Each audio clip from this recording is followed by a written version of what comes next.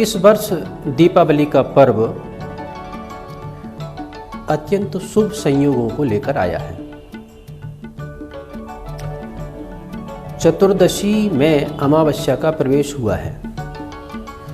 चतुर्दशी में अमावस्या का प्रवेश सायंकाल 4:52 पर होगा, अर्थात प्रदोष काल में अमावस्या का प्रवेश होगा।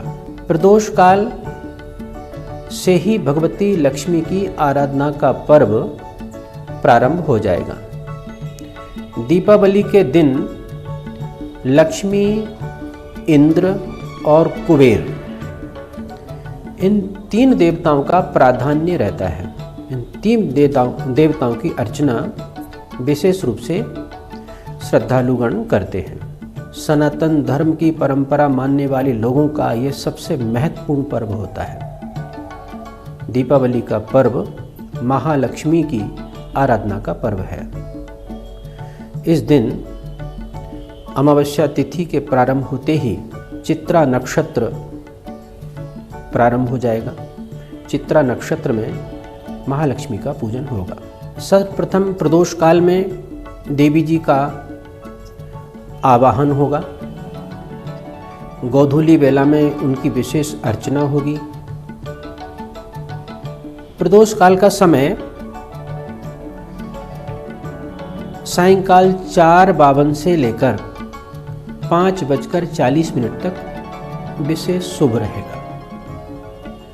इसके उपरांत गोधूली बेला। गोधूली बेला जैसा कि नियम है, सूर्यास्त से 24 मिनट पूर्व और 24 मिनट बाद तक उसका प्रभाव रहता है। तो गोधूली बेला 5:16 से 6:04 तक रहेगी। ये 48 मिनट का समय रहता है। इसके उपरांत वृषभ लग्न, जो कि स्थिर लग्न होती है और अत्यंत शुभ और कल्याणकारी होती है। वृषभ लग्न सायंकाल 6:58 से प्रारंभ होकर रात्रि 8:56 तक रहेगी। लगभग 2 घंटे का यह समय रहेगा वृषभ लग्न का। वृषभ लग्न, जैसा कि इस लग्न का स्वभाव है, स्थिर लग्न होती है, तो स्थिर लग्न में लक्ष्मी जी का, महालक्ष्मी का, कुबेर का, इंद्र का पूजन करने से उस परिवार का भंडार सदैव भरा रहता है और उसमें निरंतर वृद्धि होती है। इसके उपरांत मध्य रात्रि में सिंह लग्न। सिंह लग्न भी स्थिर लग्न होती है। व्यापार व्यवसाय करने वाले श्रद्धालुओं के यहाँ, सनातन धर्मावलंबियों के यहाँ सिंह लग्न में भी विशेष आयोजन होते हैं। सिंह लग्न रात्रि 1:25 से 3:37 तक रहेगी और इस स्थिर लग्न में पूजन करने से महालक्ष्मी अत्यंत प्रसन्न होती हैं। दीपावली के दिन प्रातःकाल स्नान इत्यादि करके महालक्ष्मी, इंद्र और कुबेर के पूजन का व्रत संकल्प धारण करना चाहिए। प्रातःकाल अपने व्यापारिक प्रतिष्ठान में, पूजा के स्थान में गादी बिछाएं, शुद्ध वस्त्र गादी लगाएं, नई गादी लगाएं और वहीं पर भगवती लक्ष्मी, इंद्र और कुबेर के लिए आसन लगाएं। चौकी बिछाकर लाल वस्त्र या पीला वस्त्र उस पर बिछाकर वहाँ पर प्रतिमाओं को पदार्पित करें, विराजमान करें। तत्पश्चात लक्ष्मी जी के व्रत के संकल्प को धारण करें और सायंकाल जैसे ही अमावस्या का प्रवेश होगा प्रदोष काल में लक्ष्मी जी का आवाहन करें। अब पूजन की विधि इस प्रकार है। गणेश, गौरी की पूजन अर्चना करना अत्यंत आवश्यक होता है किसी भी अनुष्ठान की पूर्णता के लिए। तो सर्वप्रथम गणेश गौरी का पूजन करें, वरुण देवता का आवाहन करें, दीपक प्रज्वलित करें। तत्पश्चात लक्ष्मी और इंद्र, कुबेर देवताओं का आवाहन पूजन और स्थापन करें। स्थापित करने के बाद में हमारे उपलब्ध साधनों के अनुसार पंचोपचार विधि से अथवा षोडशोपचार विधि से, सर्वाधिक श्रद्धालु षोडशोपचार विधि से ही देवताओं की अर्चना करते हैं। तो यहाँ महालक्ष्मी की अर्चना के लिए भी षोडशोपचार विधि अत्यंत सुगम और शुभ कल्याणकारी रहेगी। षोडशोपचार विधि में भगवान का ध्यान करें, लक्ष्मी जी का ध्यान करें, उनका आवाहन करें और उनको स्थापित करें। आपके घर में जो रजत और स्वर्ण के सिक्के हैं उनको भी एक पात्र में दूध से धोकर रख लें। स्वस्तिक लेखन करें अथवा अष्टदल बनाकर श्री लिखकर वहाँ पर उनको विराजमान करें। प्रपाद्य अर्घ आचमन मधुपर्क देकर उनको पंचामृत से स्नान कराएं। पंचामृत से स्नान कराने के उपरांत शुद्धोदक स्नान गंगा जल से स्नान कराएं। तत्पश्चात उनको वस्त्र से पोंछकर शुद्ध आसन पर पुनः विराजमान करें। फिर सुगंधित चंदन इत्र का लेपन करें। वस्त्र, रेशमी वस्त्र चढ़ाएं लक्ष्मी जी को और कुबेर और इंद्र भगवान को वस्त्र के साथ यज्ञोपवीत भी चढ़ाएं। चंदन लगाएं, सुगंधित चंदन, मल्यागिर चंदन केसर युक्त भगवती लक्ष्मी को, इंद्र देवता को, कुबेर जी को लगाएं। चंदन के उपरांत अक्षत, फिर रक्त पुष्प, लाल पुष्प की माला, कमल पुष्प हो तो सर्वोत्तम है। कमल पुष्प लक्ष्मी जी को अत्यंत प्रिय है। कमल पुष्प चढ़ाएं। गुलाब के पुष्प, कनेर के पुष्प, जायसोन के पुष्प, जो भी उपलब्ध हो सके पुष्प चढ़ाएं। अबीर, गुलाल, सिंदूर अर्पित करें। लक्ष्मी जी की प्रतिमा को सुसज्जित करें और धूप दीप से आरती करें। धूप दीप से आरती करने के उपरांत हस्त प्रक्षालन करके लक्ष्मी जी की प्रिय वस्तुओं का भोग लगाएं। महालक्ष्मी की प्रिय वस्तुएं हैं मेवा, मिष्ठान, खीर और दीपावली के दिन खील बतासे विशेष रूप से तैयार किए जाते हैं। घर में पकवान बनाए जाते हैं, तो जो घर के पकवान बनाए गए हैं उनका भोग अवश्य लगाएं। मौसम के फल महालक्ष्मी को अत्यंत प्रिय हैं। मौसम के फल अवश्य अर्पित करें। इनमें सीताफल विशेष रूप से लक्ष्मी जी को प्रिय है। अनार और जो आपके पास फल उपलब्ध है देवी जी को अर्पित करें। तांबूल, अपने हाथों से तांबूल लगाकर भगवती को अर्पित करें। इत्र का सिंचन करें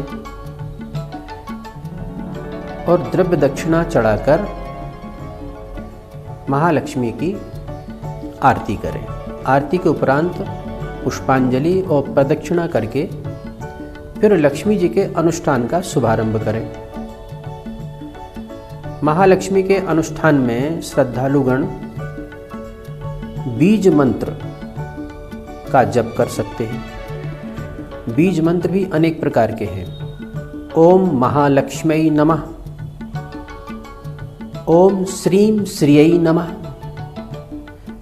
कोई भी श्रद्धालु इन सरल मंत्रों का अनुष्ठान कर सकता है। माला लेकर कमलगट्टे की माला से करेंगे तो अत्यंत सुफलदायी होगा। और यह अनुष्ठान कनकधारा स्तोत्र का पाठ करके, लक्ष्मी स्तोत्र का पाठ करके,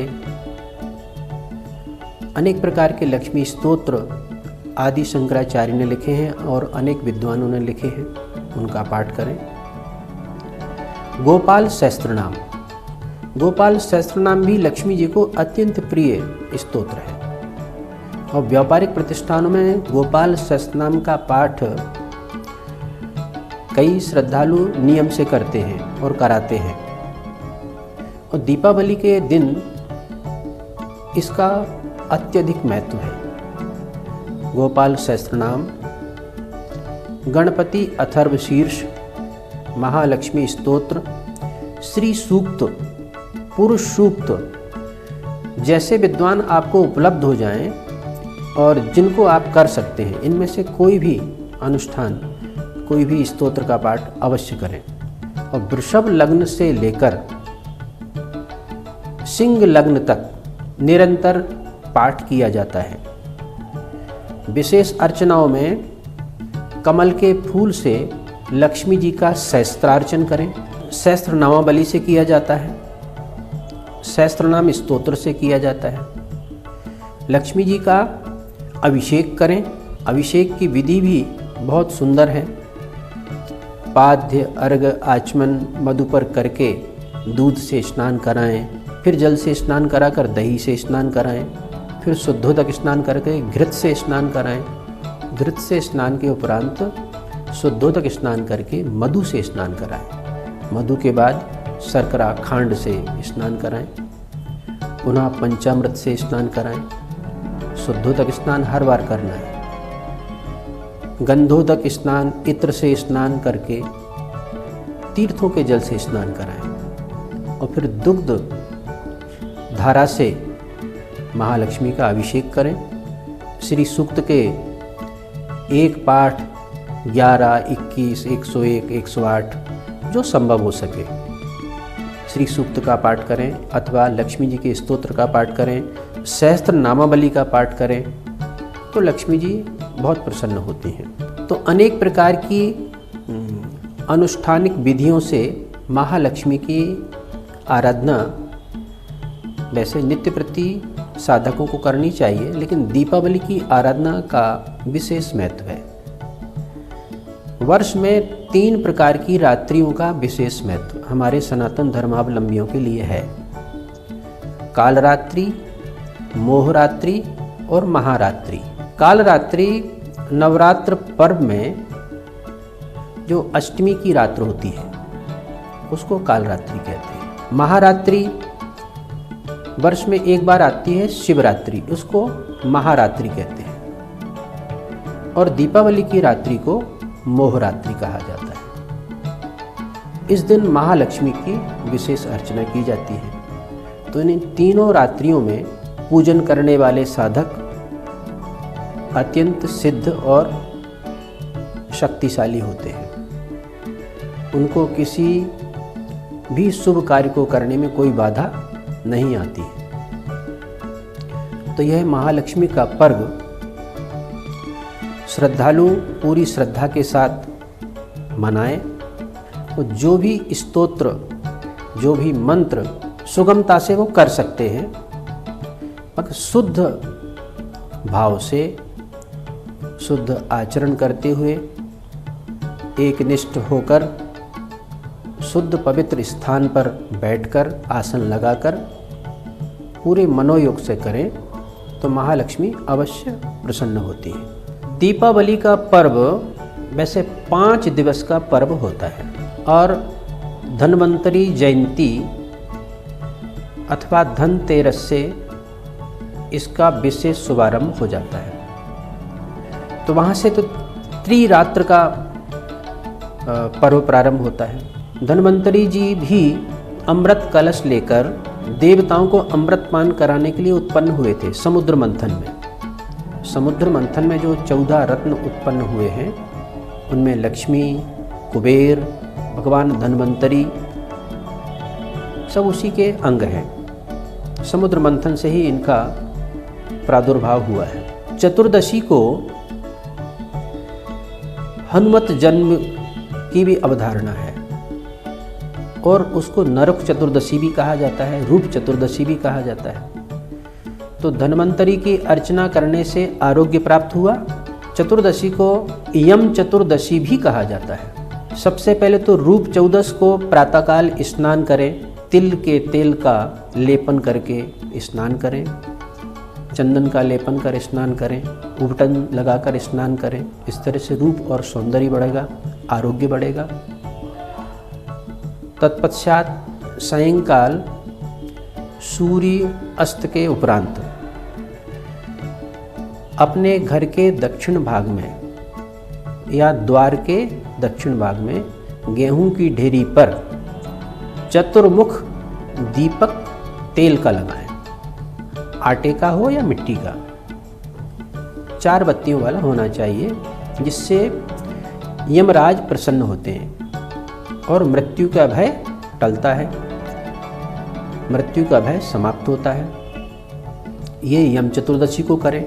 और अमावस्या को दीपावली पूजन के दिन महालक्ष्मी का पूजन करें और दीपमालिका अवश्य सजाएं। जिस प्रकार से श्री सूक्त में 16 मंत्र होते हैं लक्ष्मी गायत्री मिलाकर, तो 16 दीपों की दीपमालिका सजाई जाती है। एक दीप प्रधान रहता है जो कि चतुर्मुख रहता है, उसके अतिरिक्त 15 दीप और लगाना चाहिए कम से कम।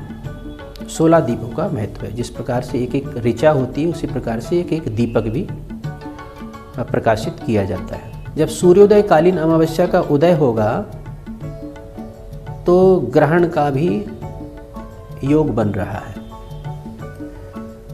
25 तारीख को प्रातःकाल सूतक का प्रवेश हो जाएगा। 4:20-21 से सूतक प्रारंभ हो जाएगा।